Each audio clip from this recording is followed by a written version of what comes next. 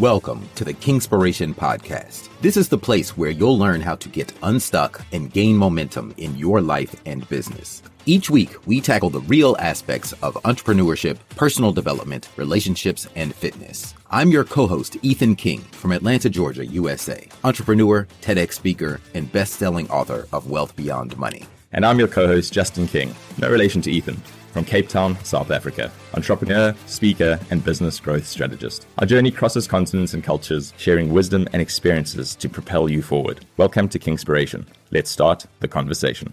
All right. So on today's episode, we're going to talk about why do businesses fail? Why do, the latest, I think, statistics that we've probably all heard, at least in America, and I'll be interested to hear about South Africa, but in America, I believe 80% of businesses fail within the first 5 years of being started, and only less than 5%, 4 or 5% of businesses make it to the $1 million in revenue mark out of those businesses that last, and then an even smaller percent get bigger than that.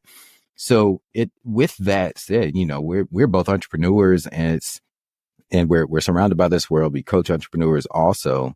So why do you think it is that some businesses continue to thrive, but most don't? It's an answer that I think we would all love to know, and we'd like to have a definitive question. We'd all like to have a definitive answer too. I think that one thing where I'm going to go with this immediately is the sexiness of successful, and we definitely get sucked into that. I think the thought process or the idea, and I shared it series. I think one of the told so many times, whether it's true correct or not, was the story of the lady who started. What are those little decorative studs that people put into their Crocs called?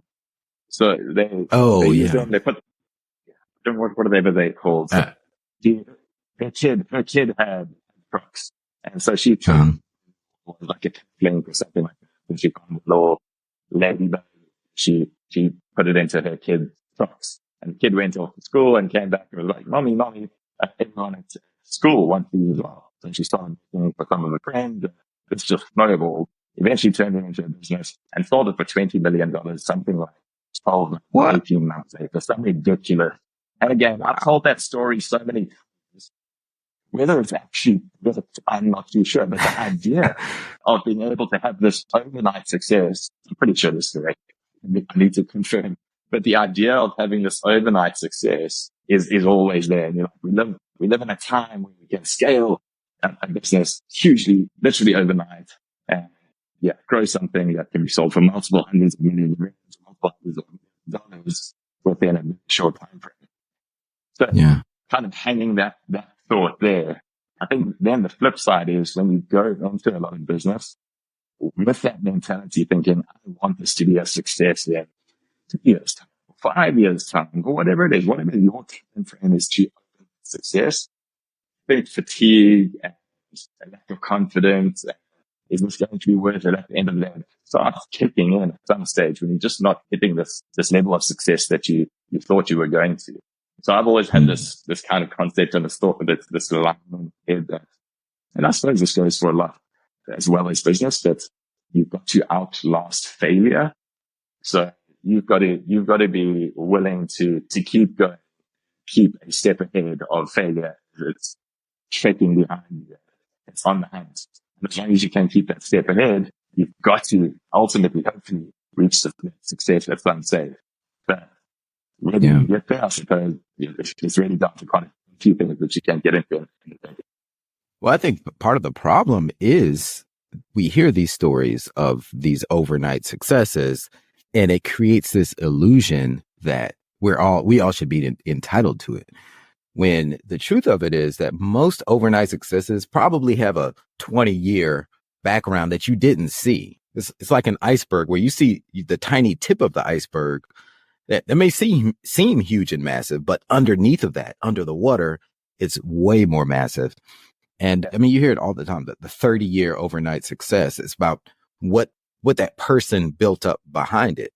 And I'm not familiar with the Crocs lady that you're talking about, but one thing that comes to mind is that story about Pablo Picasso and someone came and saw Pablo Picasso in a coffee shop or something, or in a bar, and asked him to sketch out something on a napkin. So he sketched out this image on a napkin, and he said that'll be $30,000.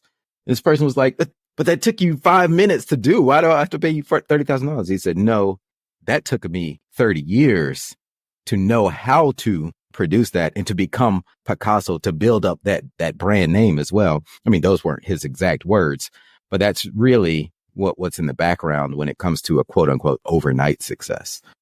Yeah, I love that story. And I think also bringing it back to expectation versus reality is also such a key thing in building a business and being resilient. And maybe 3 words we'll get into is resilience, patience, and perseverance. But one of my favorite stories from hormones, I'm not too sure if we chatted this off. It's very relevant for this is how important it is to level up people's reality or the expectation with the actual reality. And he uses the example of he was in college, and in his final year, he was actually do you call it the chairman of the frat? I'm not too sure. I'm trying to use the correct terms. So he headed up the frat in his final year there.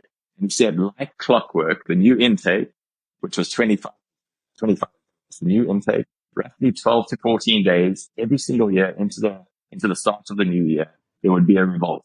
They would say, this isn't what it's for, this is bullshit, I'm this. And she had clockwork every single year. So when he was heading up the frat that year, he got them all into a room, 25 of these first years and himself. And he said, guys, how many of you thought this was going to be easy? And he said, nobody put it there. And then he said, how many of you thought this was going to be hard? Everyone put up their hand. And he said, this is what hard feels like. And in that moment, it just leveled up their expectation to the reality of the situation. He says there was not enough money. They got through their hazing, and then they lived like kings for the next 2 years. And I think that's really, really important for business as well. And even with managing people, clients, whatever it is always trying to level up our expectation with what the actual reality is. I think that will go a long way to really helping us outlast that failure if we do get to that point. Right. I mean, and I believe that failure is just, you get tired of fighting sometimes. Like at some point, the owner, the human being, the person will get tired of the blows, because in entrepreneurship, it can feel like you're constantly going against the headwind that's blowing against you. Like there's always something new, some competitors, some regulation. I mean, for example, today, so Google and Yahoo are changing up the email requirements. I don't know if you've heard about this, but on the back end, when it comes to email, mass marketing email, now you have to have your DKIM settings correct at the domain level. Now, most people listening to this like, what the heck is he even talking about? I don't even know what that means. But if I don't get these settings changed on the back end, then my customers won't get my emails anymore, which is going to have a drastic impact on our business sales. So every little tiny fight like this, every change, there's no set it and forget it. There's no point where your business is just smooth sailing. There's always some adjustment that you're going to have to make. There's always some fight, some struggle.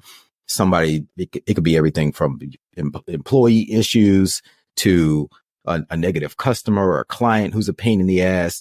There's always going to be something. And I think that people have different thresholds. And most people, this is my philosophy, my take on why those statistics are so pitiful about why so many businesses fail, is because I think most people get into business thinking it is going to be a pipe dream or like hitting a lottery ticket and they're going to become this overnight success. And then the minute a few of those blows come, you're like, oh, I didn't sign up for this. But like you said, this is what hard feels like. And you got to keep pushing through the hard and just lean into it and realize that it's part of your everyday life as a business owner, as an entrepreneur, to keep your gloves up and keep fighting the fight. And when folks get tired, that's when they hang it up or, go out of business or sell it. Hopefully they sell it and have a nice exit or pass it on to their kids. But the sad reality is that most don't. So here's a different lens to look at it through. I would like to think that when all these difficult moments, these strategic decisions come up, you've got to make a good business decision, a rational business decision. How many of the businesses that fail, and there's also a line, you either win or you lose. Not Mm-hmm. you win or you lose. That's right. That's going to be the case with business. How many of those business failures are actually just great learnings and they've decided, you know what, based on all these learnings that I've had, that's the best business decision is for this business to be no longer. And then they go on to perhaps start something else. Do you think I'm reaching, or do you think there's something to that? Oh, there's definitely something there, but it's a question of where are you in your life journey as to, do you want to learn that lesson and make a shift and make the change and keep going? Or do you just like, you know what? I don't care anymore. I'm done with it. You know what?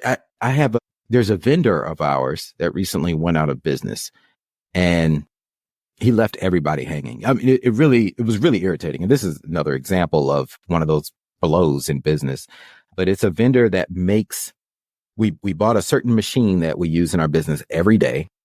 Our business life depends on this one particular machine that cuts out materials in a certain way. And this company's been around for 40 years.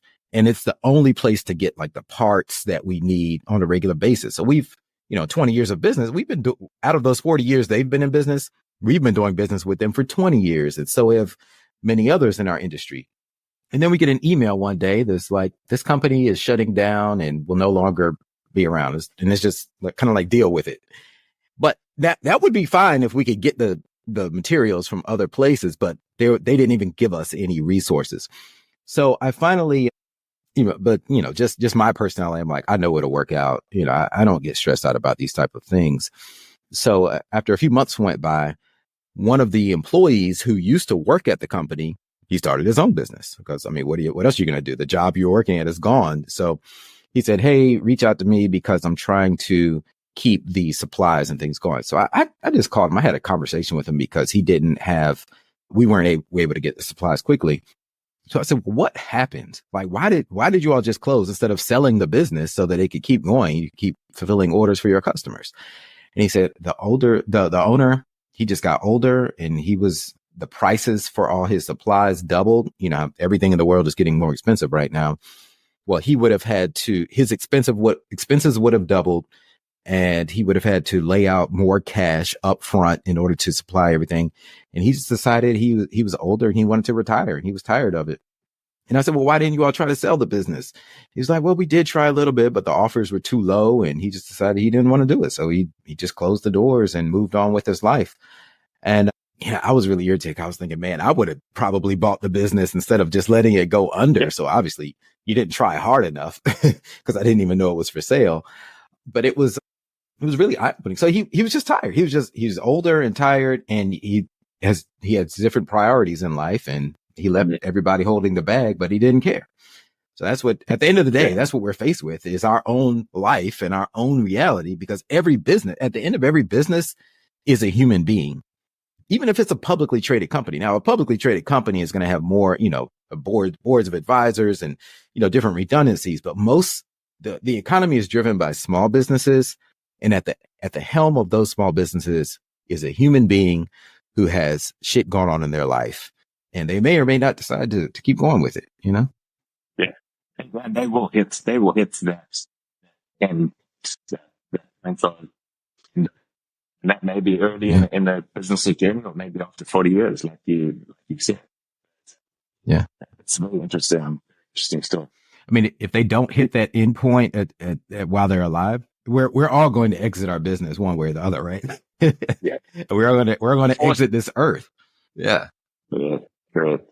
So if we bring it back to the other side of the spectrum, do you think so? And where my mind is at, so Casey in the restaurant has been speaking, and he likes to use the term patience. So he says he had patience to his success in YouTube and media. He prefers to use the word patience because it's far less sexy than resilience. Resilience, you can actually showing victories, really feels like you're doing something proactive, where patience is just sitting back and believing.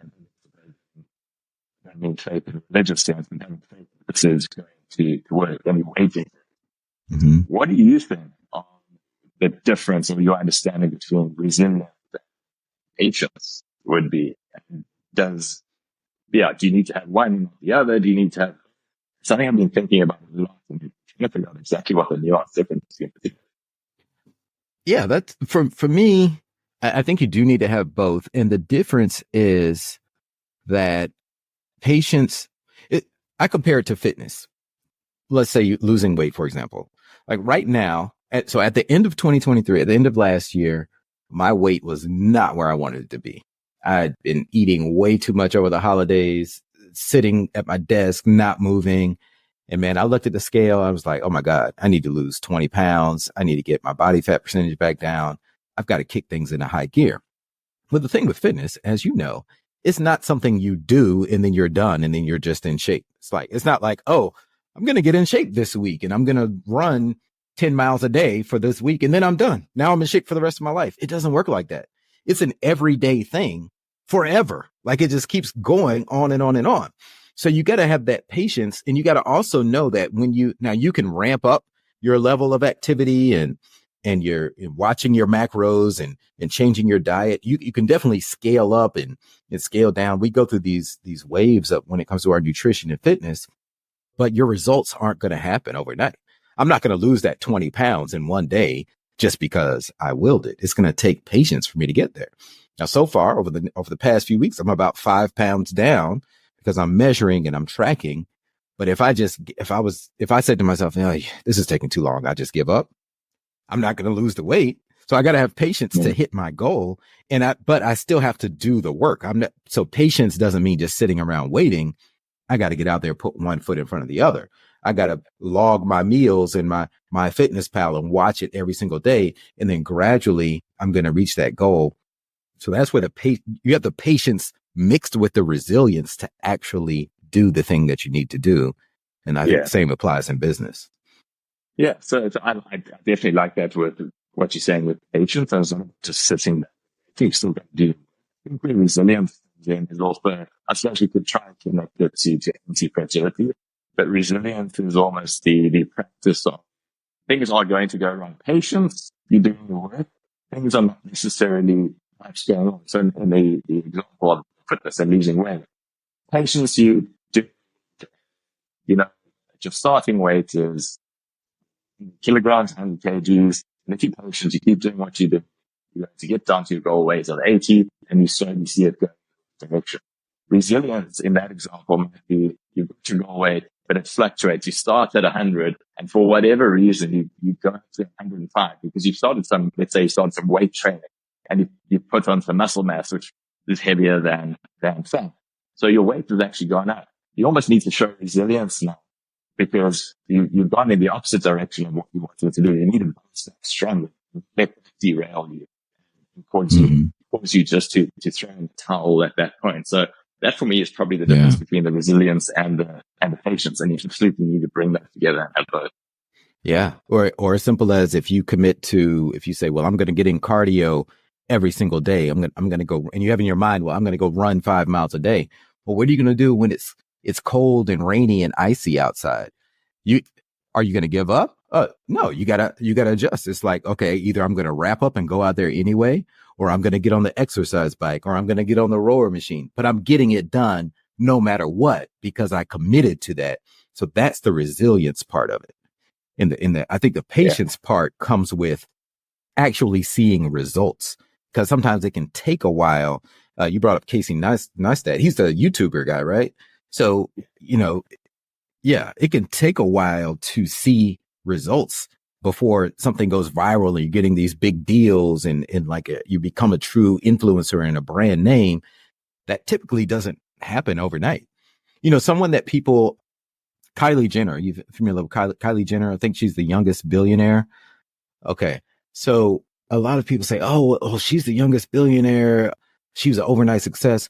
No, she wasn't an overnight success.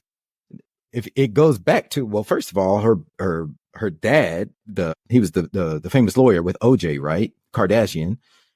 And then you have her sister put out a sex tape, which generated a lot of buzz.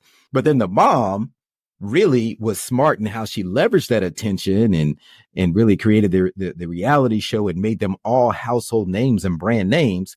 So then Kylie comes and does something with that, with our makeup line. And so, but it was because of all of the events that came before her that she really had nothing to do with.